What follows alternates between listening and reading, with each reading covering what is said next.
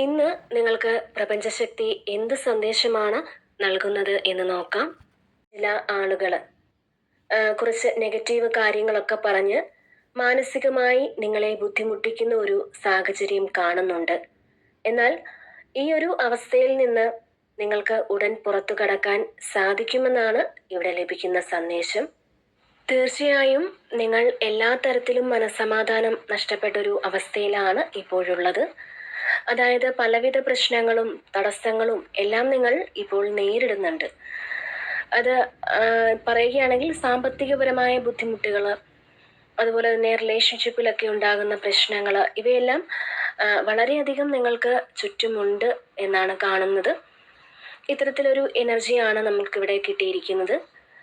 വളരെയധികം മാനസിക വിഷമം അനുഭവിക്കുന്ന വ്യക്തികളുടെ എനർജിയാണ് ഇവിടെ വന്നിരിക്കുന്നത്.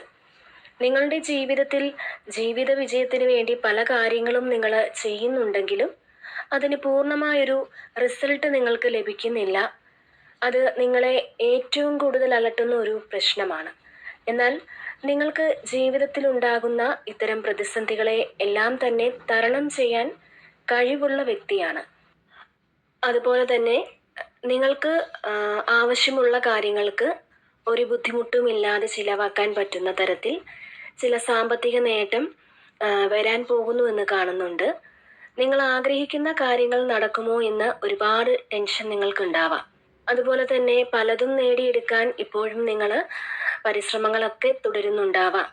അപ്പോൾ അത്തരത്തിലുള്ള എല്ലാ കാര്യങ്ങൾക്കും നിങ്ങളുടെ ആശങ്കകൾക്കും എല്ലാം, അതുപോലെ നിങ്ങളുടെ പരിശ്രമങ്ങൾക്കുമെല്ലാം നിങ്ങളുടെ മനസ്സിന് ആശ്വാസം ലഭിക്കുന്ന രീതിയിൽ നിങ്ങളിലേക്ക് അനുഗ്രഹങ്ങൾ വന്നു ചേരുന്നു എന്നാണ് കാണുന്നത്.